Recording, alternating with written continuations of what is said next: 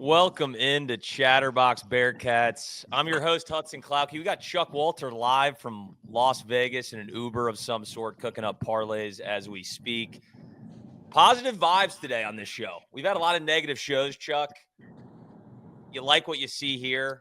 They beat a solid TCU team. They covered the spread as well. Packed arena, fifth, third, 13,000. Looks sold out on TV. Some of the Power 5 conference games that you watch with teams that are kind of out of it, you'll see nobody in the stands. We're still packing the arena, man. Chuck, how we feeling? How's Vegas? It's good. We are no longer in Vegas. We're heading back there tonight, but we are at one of the 7 wonders of the world, the Hoover Dam, and the 8th wonder of the world, the Cincinnati Bearcats, because this team doesn't do anything against Quad 1, but against Quad 2, they're the best team in America, man. It makes me think that if we were in the American again, we'd probably be just fine. I do have a gripe with this game, though. I bet the under of 132.5 because I was at the MGM sports book and there was absolutely no way I was putting money on Cats minus 7.5. The money line, I'm not messing with that minus 250 juice, and I would never put money on TCU. This game was like a 90-point total with 6 minutes to go in the game, and I lost the bet. It was Jizzle James hitting a top of the key jumper after Jamie Dixon had called off the dogs to lose the bet. So that's a little friendly fire from Jizzle. That's where my head's at right now. But overall, man, this team looked good without CMOS. Yeah, they did. I still want CMOS on this roster. I know he struggled. I still want him. So 75-63, I don't even think I mentioned it. 75-63 again. We did cover the spread. And we started out hot, man. This is the hottest game. I think it was 13-0. We gave up 6 total points, I think, in the first 10 minutes. Our defense was swarming. And, they mentioned it multiple times in the broadcast. We have a top 25 in Ken Palm as far as defense is considered. It honestly is just frustrating, though. It's like, where was this all season? Because you can see the glimmers of what this team should be and can be. And it's just a shame we didn't, too little, too late, probably. But we're still rooting on the guys. But what do you think from the defensive effort today? Swarming, man. It took them, there was like 5 minutes left in the first half, and they were at like 8 points or something insane before they rattled off a few there at the end. I thought they looked awesome, man. On-ball defense, help defense. Aziz looked great down low. Dylan Mitchell, man. Give the shouts to him with a double-double. He looked awesome. I thought overall we made TCU look bad, and that's a team that has won a lot of Big 12 games. And when that is your takeaway from this game, hey, TCU's awful. That means you did something to make them look awful. So overall, I thought it was good. Guard play, excellent. Jizzle continues to show that this is not a flash in the pan when he's knocking down those mid-range shots. He's for real. We got a weird lineup early of like Betsy and CJ Frederick and Josh Reed. And from there, it was pretty much most of the starters the rest of the game. But I got to tell you, man, that Josh Reed and one dunk at the end of the game, Josh Reed's becoming a staple in this lineup all of a sudden. He another great game at double figures. Yeah, he's stacking up double figures. It just pisses me off staring at it. TCU is now 8-8 in conference, and we're 6-10. Like, we're a better team than TCU, and certainly doesn't show. If we were just 8-8 in conference, we'd be talking about March Madness. We'd be talking about, what are we getting, a 9 seed, maybe an 8 seed? So it's just frustrating, but we did everything that you want us to do. Won the rebound battle, 39-32. 15-17 from the line, Chuck, 88%. We haven't seen that all year. So that is probably an anomaly, but we will take that anytime we can. And you mentioned Dylan Mitchell. He might have listened to the last show, Chuck, when I was like, put your goddamn ass on somebody and box out. 13 rebounds, season high for Dylan Mitchell. So he was all over the boards. We'll run through the starters here. Dylan Mitchell, 4 of 5, 12 points, 13 boards, like I mentioned. Aziz Bandago, 3 of 4, 6 boards, 7 points. Jizzle James had 18, 4 assists, 4 boards. Day Thomas with 13 and Josh Reed with 13. You're going to take that out of your starters any day of the week. But that brings me to our bench. It was essentially just Dan Skillings and Tyler Betsy. Betsy could not hit a 3 to save his life today. That's okay. Dan Skillings, though, I saw some flashes of the old Dan today. He only finished with 7, 3 of 7 from the field, 4 rebounds. Fouled out of the game, actually. But what'd you think from Dan Skillings? A lot of people have been piling on him.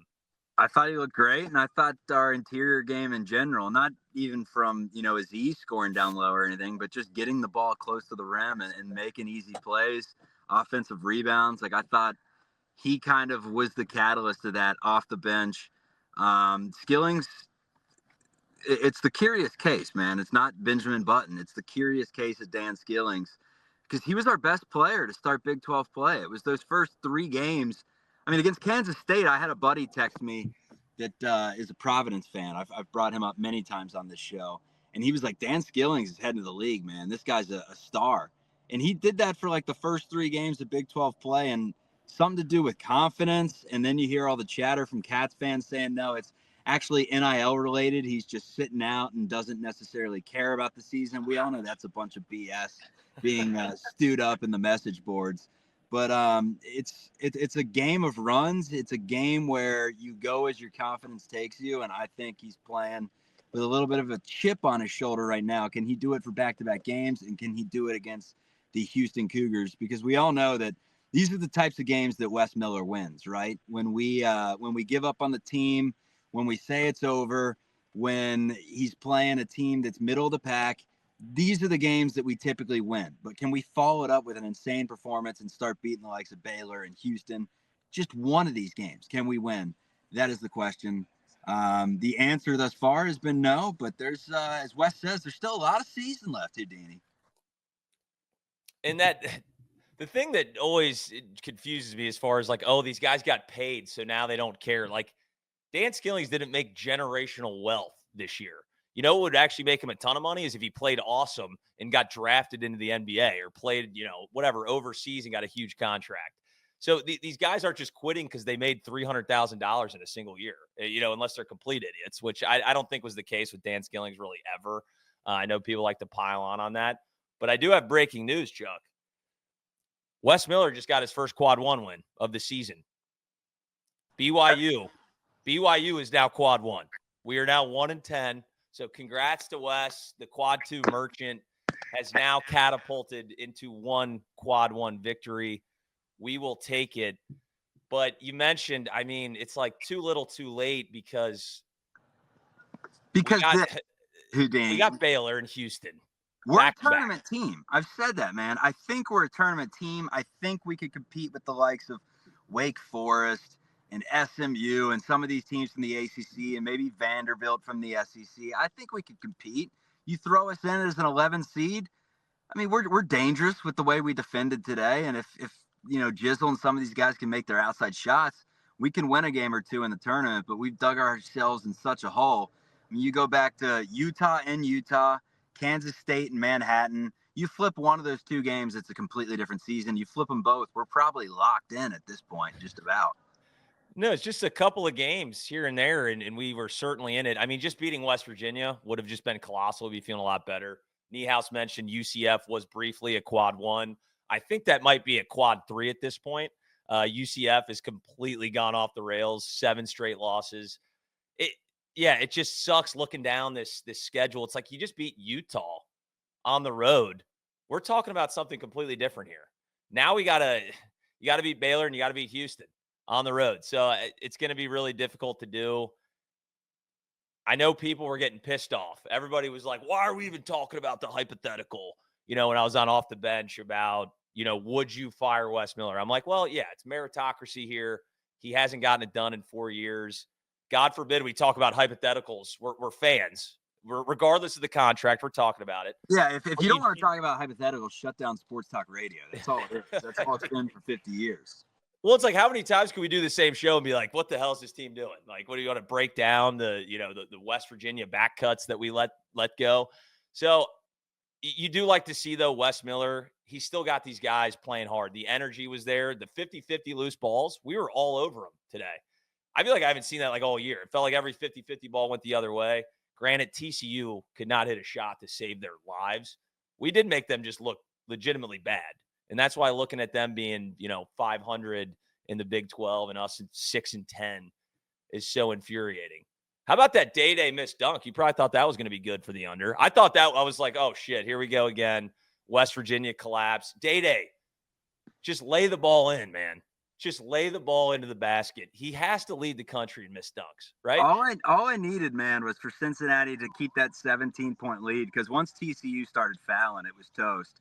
And I just needed Cincy to slow down the game, keep that 17-point lead, because most of the times when you're looking at the last 5 minutes of the game, you're talking a combined 10, 15 points, something along those lines. And it was like 30 points, the final 5 minutes of the game. So devastation on the day they missed dunk. Is there any chance, man, any chance that 9-11 could potentially get us in the tournament? You lose to Houston, you beat the rest of the schedule. The bubble kind of falters a bit. The teams above us lose. Is there any chance we're playing that March music at all, or is it completely over? Because we never know, right? Like the computers seem to like us. The computers do like us, and that would put us at 2 quad 1 wins if all these games remain the same. That would be beating Baylor, and then you lose another one. So 0 quad 3 losses is one way. Right, we have no bad losses, and the bubble is a shitstorm. I mean, we're talking it's so embarrassing to not even be in the tournament right now. If you look at the bubble, there's a combined like 5 quad 1 wins of the whole bunch.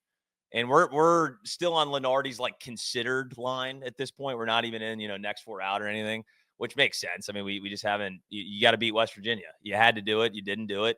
But yeah, no, I think there's certainly a chance.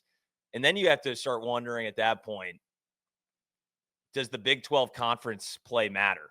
Because remember last year, it seemed like they just didn't consider what happened in conference tournaments at all.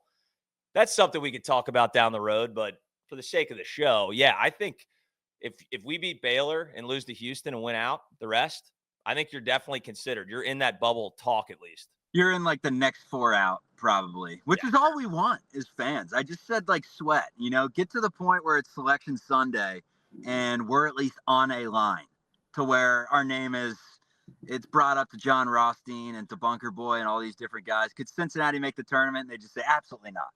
Absolutely not. That's all I want. I just want our name to be brought up on that day, pre-selection show Sunday. Yeah, and that there's going to be some team that gets in that just has a terrible resume, and you'll be able to crop both of the resumes next to each other and be like, this is a travesty. We got snubbed. This is ridiculous. Hypothetical again, Chuck. If we don't make the tournament, which most likely we will not make the NCAA tournament, can we really go to the NIT again? Can we actually accept that? No. You have to say no, right? You get the pitchforks out if you're a fan base. I said no last year, and by the end of it, I was kind of happy we did it because it was a continuation of last year into this year with the roster that you had, and it just made sense to get Jizzle some reps and to get some of the younger guys some reps in the NIT. But when it comes to this year and the talk of roster turnover and just some of the players that are leaving anyways that we know, it makes more sense to hit the portal ASAP and turn down the NIT. But West seems like one of these guys that he's playing. If he's got games on the schedule, he's taking them, right? The free basketball, I'm a competitor. I'm gonna go in there and try to win this thing. We're gonna try to hang a banner. As a fan, I say absolutely not. I think he'd probably accept it. What about you? No, I think he 100% would, and I think he'd probably ask the players. And then you got guys like Aziz Bandago and CMOS who are seniors. Are they really going to say no? They want to stop playing college basketball. So I feel like we're probably going to play in the damn NIT again, which is sickening. And I know our guy Brendel had a tweet from like 4 years ago, and he was asking people within the athletic department, hey, what are your thoughts on NITs? And they were like, we don't play in that shit at all. And then we proceeded to play in like the next 3. So I don't know. It's just frustrating. Even when you see him play well, it's almost frustrating because you're like, where was this all season? What happened in January? But here we are, man. 6-10 in conference. Good win. It's a quad 2 win. We will take it. TCU's kind of in the same area as far as the bubble is concerned, both in that considered line. Not really a chance to get in. The problem is TCU has some good statement wins. Like we don't. We have BYU at home. That's it. That's all we have right now. And he beat Xavier. So you got to give him credit for that, I guess. All right. You guys want a tour of the Hoover Dam, one of the 7th wonders of the world? I just wanted to sit in the sports book all day, man. Have some 9 a.m. Miller Lights. And my father and brother said we have to go see one of the 7 wonders of the world, the Hoover Dam. So that's where we are right now. Let's flip this camera real quick. The Hoover Dam. See, you don't get this anywhere else. I didn't even know where the Hoover Dam was, dude. I was like, wait a minute. I thought the Hoover Dam was like down south or something. Completely wrong. No, Completely. one of the 7 wonders of the world, and we were watching the second half of the Bearcats game. First half in the sports book at MGM, and the second half the entire ride out here. And I was just sweating the under the entire time, and I got to tear up that ticket when I get home, and I could have just taken Cats minus 7.5. One of the fishiest lines you will ever see. I mean, it just screamed take TCU money line, and the Cats got it done, man. Is Vegas still thriving, or I haven't been since like DraftKings opened up in every single state. You can, do a 14 leg parlay from your couch. How are the vibes in Vegas? Is it still popping off or what? I mean, it's packed. It's ass packed for sure. But the sports book last night, there weren't a ton of people there watching the UC UNLV baseball game on the big screen with the one camera broadcast, which was shocking to me. I mean, this is the hometown team. I flew all the way out here to be immersed in the vibes that is UNLV baseball, and to see a Cincinnati baseball series sweep. And yeah, there weren't a lot of people watching it. They were more focused on that Michigan game. But anyways, I know that Lily's popping in the show here soon. I'm gonna head up to the Hoover Dam, see one of the wonders of the world. You take us home, man. Get through the box score, the remaining schedule. I'll help you produce this thing, and throw the link in the chat if anyone wants to pop in. You enjoy your Saturday, but it's Hoover Dam time, baby. I'm gonna see what all this hype's about. Yeah, if anybody wants to pop in. All right, Chuck, no, appreciate you joining. Go check out the Hoover Dam. I will most likely never, ever go see the Hoover Dam. So take some pictures. Let me know how it is, brother. Will do. Peace. What did I just do? I think I just screwed something up. All right. So that was Chuck Walter. He's out in Vegas, obviously. Big win, though, man. 75-63. I'm trying to get the link in here if anybody wants to join. We'll see if Lily can jump in here. It is funny. Who would have thought at this point, our best program right now, we got UC baseball ranked in the top 25, first time in school history. And then if you're really into the weeds, our dodgeball team, I didn't know they made rankings. We're 7th. We're 7th in dodgeball too. So we might actually start flipping this into a dodgeball podcast at some point. But taking a look at this again, 75-63. Player of the game. I mean, you could go between a guy like Jizzle James. He had 18 points, 7 of 16, not super efficient. But again, he's putting the ball in the basket, and a lot of times he's our best offense. We only shot 20% from 3, which when you win a game by 12 and easily could have been 20 plus points, they kept them around in it. They went on a couple of runs, but we kept that lead to we kept them off a little bit. And you almost saw a collapse like you saw against West Virginia to end this game. It was getting a little dicey, but shooting 20% from 3 and still winning by 12. Big home win for Wes. I know we've ragged on him for not winning big home games, and it's another quad 2. Unfortunately, we got Baylor on, assuming that's a Tuesday. Yes, we got Baylor on Tuesday at home, 7 o'clock. I can only assume Fifth Third Arena, regardless of this disappointment of a season, is going to be on fire. I mean, we root for our guys. We absolutely root for our guys. You need to go out to that game for sure, because if you win that, then we can start really talking and convince ourselves maybe we'll beat Houston on the road. But that's going to be a big one. That's a quad 1 again. He has yet to win a quad 1 game at home. So this is going to be huge for, the program. The last 4 years has been a struggle, especially against solid opponents. We seem to beat the teams that we're supposed to beat, but we can't steal any of these games. The Iowa State game comes to mind that I actually feel like we had a real chance of winning. I think the refs took it out of our control. I still hate those refs. I got to get the names of that entire ref lineup that came out that night. But the rest of the schedule, you got Baylor, then you got at Houston, Kansas State, and Oklahoma State. You really got to win all 4 of them. If you beat Baylor, Kansas State, and Oklahoma State, and you lose to Houston and then make some noise in the tournament, the Big 12 tournament, then you have a chance. Then you still have a chance. So, at this point, that's all we're hoping for is a chance to be considered to go into the NCAA tournament. And now we got Lily, thank God. Here we go. I was run out of things to say, Lily. I'm like, man. I'm not a Chuck Walter. I'm not a Colin Coward. I can't just spew into the mic by myself. Lily, you were at the game, man. How are the vibes? First of all, you were killing it there, Houdini. I caught 30 seconds of it, though, to be fair. So, just a typical noon game. It wasn't too rowdy. You could tell the fans are still a little skeptical of what's going on. But, during the game, the vibes were good. Even like the TCU run, it kind of switched things a little, and you could hear a couple groans in the upper deck. And the questionable, I'm sure you talked about a lineup or two in the first half during that run that TCU had. Some groans about the lineups from Wes again. But after that, it was pretty laid back. There were some big cheers too, but the game kind of deserved that, like it didn't feel like we really deserved to kill him by that much, but it also didn't feel like TCU showed up at all. It was really odd after how good they've been playing lately. Yeah, I was kind of thinking, like, I hate this question, but I'm going to ask it. Like, did UC go out and win this game, or did TCU just lose it? Because they really looked like they were lollygagging out there. You would have never thought this team has been, one of the hottest teams in the Big 12. They look like they were sleepwalking.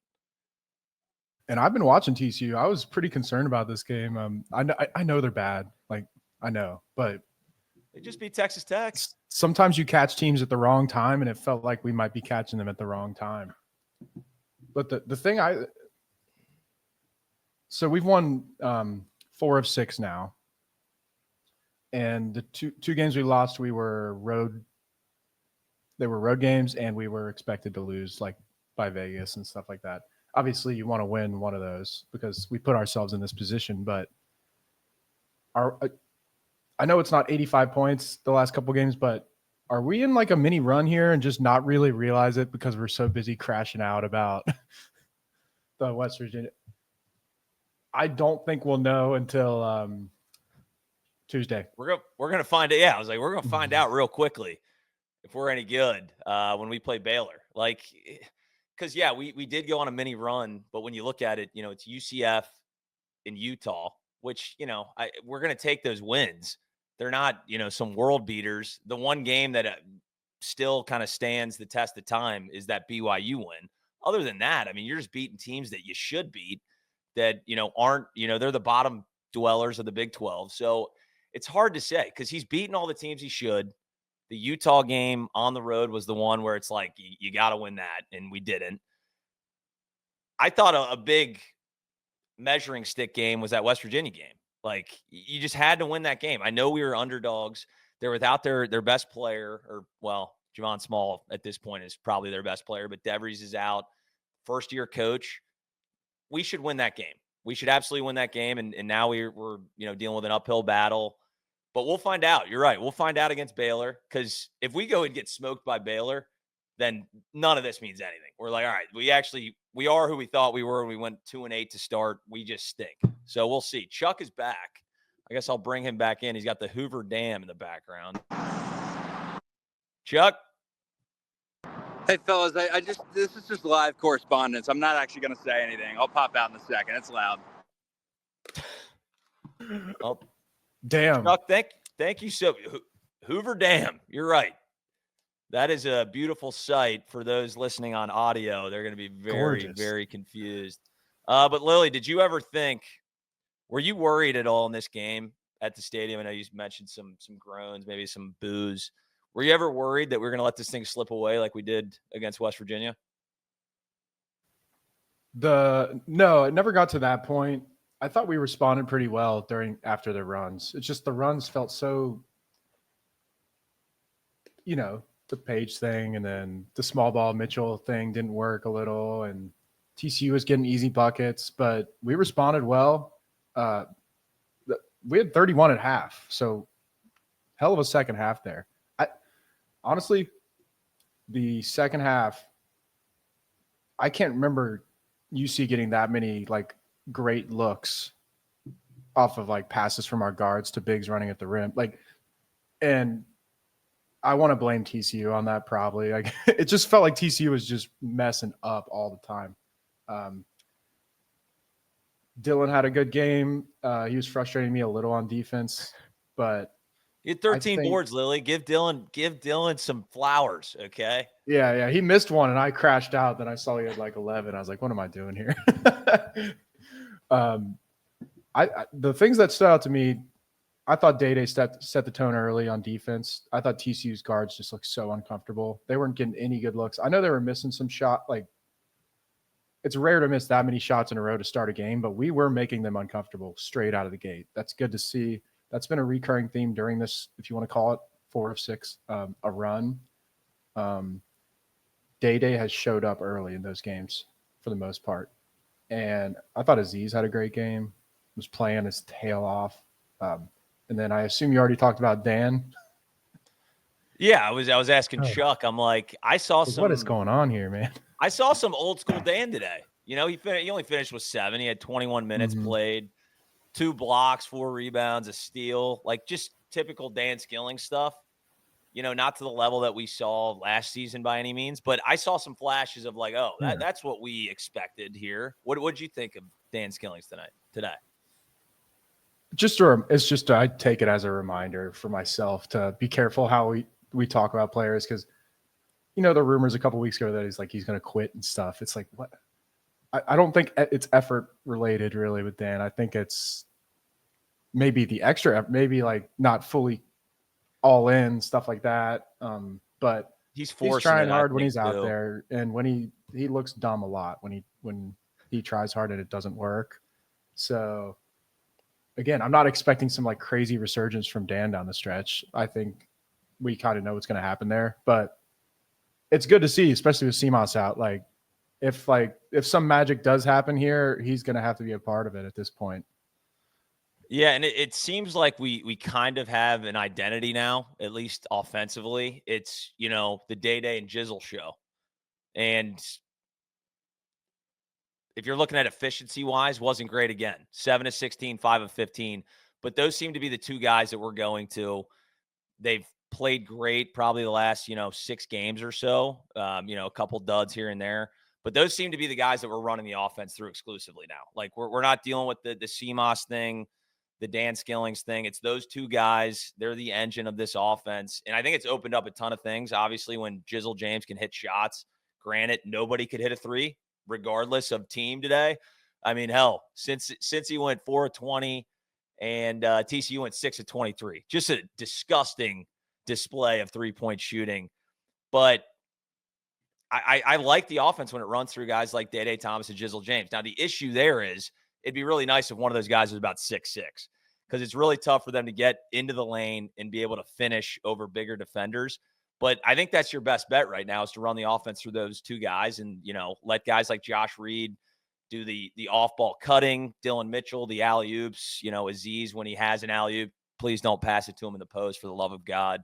But I think that's kind of how this offense has been the last 6 games. I think it's going to continue. I think it's been much better than we saw earlier in the season when Jizzle James looked like he forgot how to play basketball. Yeah, we're up to 94 in offense on KenPom. I think we got to do a study on this team like after the season, because we were like top 10 in offense at one point. Then we got to 130 in offense. Now we're climbing back up the ladder to 90. Obviously, this is a poor offense, and we know like where we are now. But it's been a roller coaster. Do you think? I'm curious what you think, Houdini, about the small ball lineup. It didn't kill us tonight the whole time, but I just feel like when it's in, the other team, if they get past our perimeter defenders, it's a layup every time. And to me, it's because Mitchell's a little limited at the 5, but also our small ball lineup doesn't really have anybody at the 4 that's going to help him. Dylan would be the guy at the 4 if we had another small ball 5 that would work. That would work, I think. But do you think we could do that against Baylor? They've got their 6-7 guys. Well, I've been clamoring for the small ball lineup for a long time, and you might be right. It's like pick your poison. Do you want to have that spacing on the offensive end, a little more space, or do you want to get crushed on the boards and on the defensive side? Because you're right. Like, it seems like it is a fast track right to the layup if they get by their perimeter defender and there's no help side defense, there's no rim protection. You would think Dylan Mitchell would be like a better rim protector. He can jump over the backboard, but you don't really see it. When he's out there, we just seem so small. So, yeah, I don't know. I think it's something where you got to look at individual teams and the matchups to see if that makes sense. He's going to have to go to it at some point against Baylor. Their big guys out. They're going to be relatively smaller. So I think you could maybe get away with it against Baylor, but we'll see. I mean, I was saying before we played Baylor, I was like, I love this matchup. I absolutely love this matchup. We lost by 30. So I was so I don't convinced know. we were going to win that game. Yeah. I was like, what? I was like, this is a good spot for us. Because I don't think Baylor's that great. I really don't. And they've been dealing with a ton of injuries. Jeremy Roach is awesome. But now you're seeing Jizzle James kind of get to that level of like a Jeremy Roach contributor. So everything's different now. And you're right as far as this team is so confusing. And that's why it sucks doing these live shows. Because I'm like, I swear to God, I watched a different team 2 weeks ago. So all these takes have been all over the place. We're scoring 50, then we're scoring 90. You don't know what you're going to get when this team lines up. I mean, I will say over this mini run, they're starting to get some of that identity back where you're like, all right, we're not going to put up 40 points. Granted, the West Virginia game was tough. Without those Dan Skilling's threes, we were sitting right at 50. So I don't know. I don't know what to expect from this team. Like, for all I know, we're going to go rip off and 5 straight and beat Houston on the road. And it's a shame that we're having identity questions in February, right? But if you look at it, that's our problem, right? Like, we don't have one. And if we do, it's for a week. But we have a couple weeks left here. If this trend continues and we do finish strong and something happens, we can say that we found our identity. It just took too long, and maybe still have some fun here. I didn't really freak out after the West Virginia game because I like to protect myself.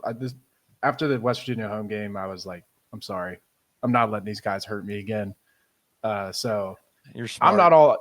I'm still not all the way all back in, but if you beat Baylor on Tuesday and you look good, it's like maybe I can talk myself into be 9-11 and then win 3 games in Kansas City, something like that. But I know damn well we're gonna match up against Houston or Iowa State in Kansas City. So what's the point, right? Well, it's like Iowa State's a great team, like a national title type of team. And I thought we played awesome against them. Like, we had every opportunity to win that game. That's why I'm like, I have some semblance of hope that maybe we could give Houston a game. But you're right. It all starts at Baylor. If we beat Baylor, like Elliot asked me on the show earlier this week, like, how many times are we going to do the Cats are dead, the Cats are alive this season? And I said, I think it ends. I was like, I think we're going to lose to TCU on Saturday and we'll call it a wrap. Did not happen. They came out firing, man. So if we beat Baylor, no, Wes I was is with just you on stringing that. me. Wes, I was with you on that. Yeah, like I thought like this is the perfect letdown game. They just blew a big one. They're just going to come out lollygagging. They didn't at all. So credit to the kids and Wes Miller for getting these guys fired up. But if they beat Baylor, man, Wes Miller's just stringing me along. Like, I'm jumping right back on going, wait a minute, everybody settle down. Because then we'd probably actually get back into bubble conversation. Like, with the bracketologists, we'd actually probably slip into like, one of the next 4 out, whatever the hell they do. Sniffing around, as some of them say. We'd be in that stratosphere. So we'll see what happens. I just love rooting for this team, man. I don't care what happens. I'm going to be watching every game. I know some people said they're not even watching anymore. The fans didn't think so. That place was packed, right? Wasn't it damn near sold out? It sure felt like it. I don't know if it was announced as that, but it was close if it wasn't. Did you have any issues with the beer not being cold because of the power outages, or was that all taken care of? I skipped beer because I had to rush home. I wanted to make sure I was prompt. That's a company man. Yeah. Thank God you did, because I was running out of shit to say, and I'm like, if Lily doesn't get on here in 2 minutes, I'm wrapping this thing up. Yeah. But you mentioned bracketology, and one of my buddies that I tailgate with is a bracketologist. He's Sluter Bracketology. He's number 12 on Bracket Matrix. He's a really good bracketologist. He's a UC fan. And I'm going to start tweeting out his brackets starting next Friday. He sent me a prompt of 8 teams and their resumes, and I had to put them in order. And I got pretty close to his. But the point of it here is, my God, the bubble. Like, there are 5 teams. Like, our fans, we rip on our team for having 0 or 1 quad 1 losses, wins, which we should, because we should have more than 1. But there's quite a few teams in that boat with us. Like, it's pathetic that it's at this point. But if you go on a run, we are on the fringe of the bubble still. But like I said earlier, I'm not really getting invested into that until something happens that makes, like, if we beat Baylor. So we beat Baylor. Sure, I'll start thinking about it. You beat Baylor I would guess the spread, Lily. Guess the spread for the Baylor game. I think that's going to be tricky as hell. A home game. Vegas loves UC. Yeah, like if I'm just also, a casual Baylor, fan, they're kind of trending the wrong way, you know. Well, I'm surprised it's still quad 1. They're right. They're literally like 29, I think. So if we beat them, it might actually fall to a quad 2. I don't know how that's going to work. The net rankings are stupid as hell. I might be on Jeff Goodman's side. Some of these net rankings, I'm like, what are we talking about? Like, what? Excuse me? So I don't know, man. I don't know. I think if you go in there, you beat Baylor, then we can digest it at that point, see where we're at. But you're right. I think you mentioned, was it like Texas last year that had a similar they had like 1 quad 1 win and didn't have any bad losses. Us. Yeah. They beat us, of course, on our home floor. So there's certainly opportunity just due to the bubble being that bad. So anytime somebody wants to expand the damn tournament, shut that down immediately. We do not need more teams in this damn thing. Like the bubble teams, UC, all things considered, I love UC. I am biased towards UC. They have not played tournament level basketball this season. They just haven't. I would love to get in. I would absolutely love to get in. It would, first off, it would help our show, Lily, wouldn't it? If we could do a little road trip to Indianapolis or something as a 11 seed, it'd be fantastic. I'm sorry, they don't need to expand. And, you know, I mean, I just want UC to get in every year, but we don't deserve to get, it's like, I don't need to see this team play unless they earn it. Now we're going to be on the bubble and deserve to get in and then not get in, and that'll get clipped. But something to remember for the Big 12 tournament is it's neutral. So 1 through 50 is quad 1. So we'll talk about that in a week or two, probably once we start seeing what the bracket's looking like. But getting a good bracket draw with some Q1 like those BYUs of the world would be nice. I did want to say one more thing. I'm sure you talked about Josh Reed. What is going on? Stuff like this is just why sports are so cool to me. The stuff he's doing, we just have never seen from him before. Like, and just so these guys are practicing, and you hear the players talk up Josh Reed and the coaches, and we're all just like, come on, man, it's Josh Reed. But then stuff like this makes you realize that it's confidence, it's your role. And you see why the coach trusts him, because he was playing his role before, and now when he has his chance, he's doing stuff that we've never seen before. Other teams aren't seeing this on the scout. They're like, what the heck is this? Like, give him that. Sure. And whatever it was, 3 weeks ago on here, I talked about, you know, maybe we find something down the stretch that we weren't expecting. And I would have had 5 guesses and not had this one. No, so we touched on Josh Reed, but not enough. I mean, 5 of 5. He played 27 minutes. He had 13 points. And when you look at Josh Reed in a vacuum, you go, okay, I mean, he seems like almost like a MAC level player. There's nothing that he does great. He does all the little things.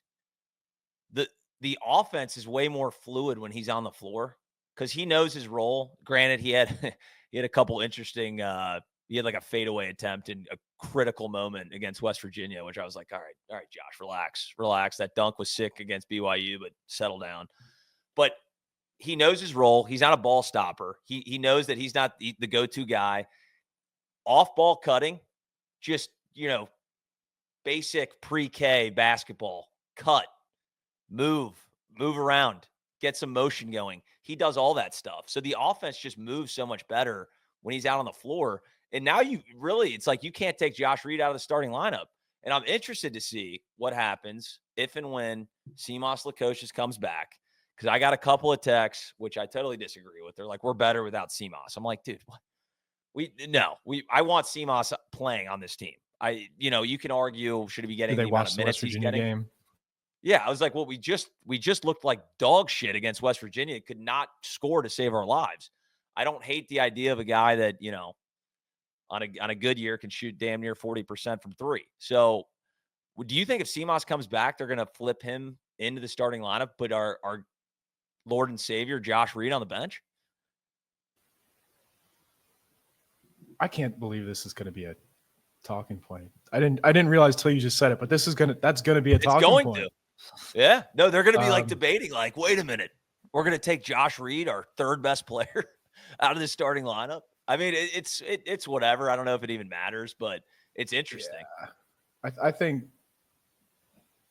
I don't know, whatever West decides with that works. But if he does, I think he's earning more minutes. That's for sure. Like whether it's Dan or taking some minutes from Dan and Simas, or easing Simas back in and letting Reed keep doing the 25-30 thing.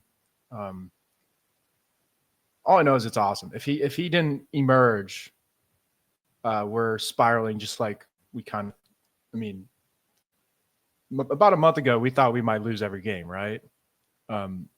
Even me, I was starting to be like, what am I watching here? Like, is this actually happening? So there, Josh Reed, potentially season saver. Well, and Digital Dude just mentioned in the comments, Simas off the bench for 3. And I actually think if I'm Wes Miller, I put him in that second unit, have him come off the bench because our bench hasn't given us much at all. I wouldn't hate having a second unit of Dan Skillings and Simas Lukosius coming in because he has shrunk this bench drastically. I mean, you're looking at Dan Skillings played 21 minutes, Betsy played 18, and then Frederick with 8. Then you're looking at Ayrton Page and Rayvon Griffith, both played 2 minutes each. So he's not really, it's basically like get a breather and we're bringing our guys back in, which we've been wanting him to do that for years now. And he's finally doing it. Obviously his head's on the chopping block right now, or he's feeling the heat at least.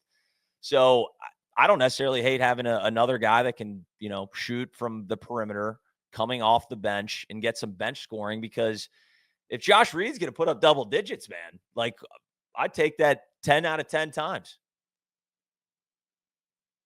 I just can't believe this is happening. But it's a good problem to have. Players playing good is good. Having to make uncomfortable decisions because of players playing well is a good place to be. Shame that it took this long, but one thing I wanted to see today real quick that didn't happen was Betsy hitting a 3. I thought that would have been nice for him to kind of he had one. He didn't get too much crap for that, right? Just because we didn't deserve to send that to OT, right? Like, and it was a long 3 and whatever. But no, I didn't. It would have been cool for him to get one in there.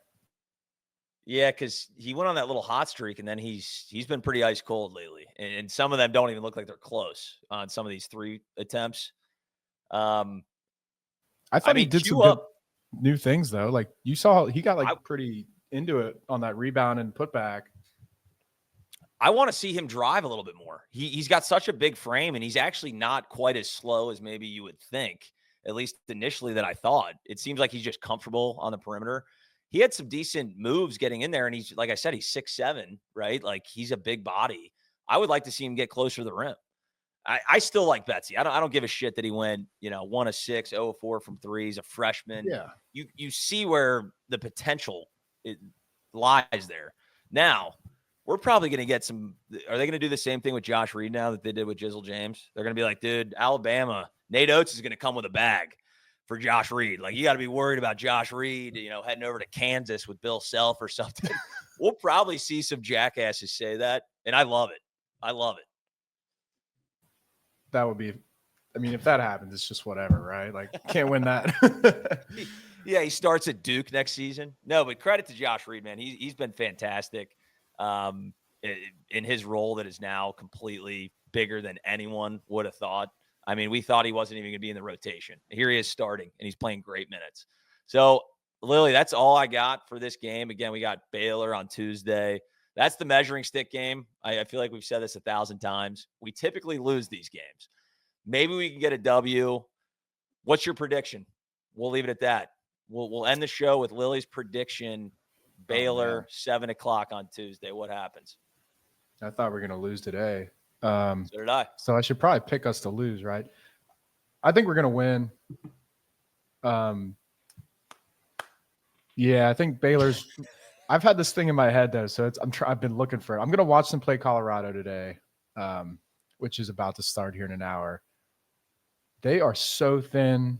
They're short. They've been short for a couple games, so we have film on how they're trying to play now. This should be a win, guys. Come on. Like, just like the BYU game. Like, this is one of those. Like, BYU, obviously Baylor has more high-end talent. They've got the NBA guys other than Dimon, but we should win this one, guys, at home. I'm worried sick to play Edgecombe again. That dude. He's also better now, by the way. He looks great. He's unreal. Every time I watch Baylor, I'm like, Jesus, dude. Like, real quick, we cannot go small if that guy's on the floor because he beats his guy every time. If he gets heading to the rim, we're screwed. So maybe Paige can do something. He's a freak. And I don't even know off the top of my head, what he put up against us, but it had to have been like 18 points. He was awesome. I mean, this isn't rocket science. Everyone knows he's awesome. He's projected to be like the 5th pick in the NBA draft. So that's going to be the one guy that maybe single-handedly can beat us. So I'm assuming Wes and staff are putting together some type of a game plan. Defense looked great today. Hopefully they can take that momentum into Baylor, and we can keep this thing going. Keep the morale high, positive shows, positive vibes, and at least keep us hanging on to a little bit of hope because it's February. It's the worst goddamn month of the year. I need my Bearcats to be playing in meaningful basketball games, and we still are, kind of. You know, we probably have like an 8% chance to make the tournament if I had to do my projections right now. You beat Baylor, those odds go way up. So we'll leave it at that. Lily, appreciate it. You guys, Hoover Dam, you got to see that, so you don't see that on every show. Appreciate Chuck hopping on as well. But we will see you. Lily, are you guys doing like I guess you won't even do a show until after Baylor? You and Niehaus? Maybe we'll throw one up Monday morning or something. Okay. Yeah. I'll talk to Niehaus. Yeah. It's VJ Edgecombe versus Josh Reed on national television. This is a main event. Whole country's going to be watching. I'm going to hit up Niehaus and make sure we got something. You know what's great, though? It's like some of these, you can tell, and I don't blame them, some of these announcers, like they clearly didn't watch any of the games we played prior. So there's a chance they'll put up a graphic like star players, like matchup watch, Edgecombe and Josh Reed. Like, because the guy was saying today, he goes, Dan Skillings, I mean, West Virginia, he kind of got out of that dry spell, put up 10 points. And I'm like, well, 6 of those were Hail Mary threes in the last 8 seconds. So I don't know if Dan Skillings necessarily had a great game against West Virginia, but I digress. Appreciate everybody in the chat. Let's keep the fun rolling, dude. I just love getting wins. I know it's quad 2, the quad 2 merchant, Wes Miller, but give him credit, give these guys credit. They won a game at home. I feel like it's few and far between when we actually win at home. So we will take it. But we will sign off now. Appreciate everybody joining in. Rate and subscribe. Chatterbox Bearcats. You can find us anywhere you listen to podcasts. Obviously, we do the YouTube. The audio will be out tomorrow. But appreciate everybody, and we'll talk again soon.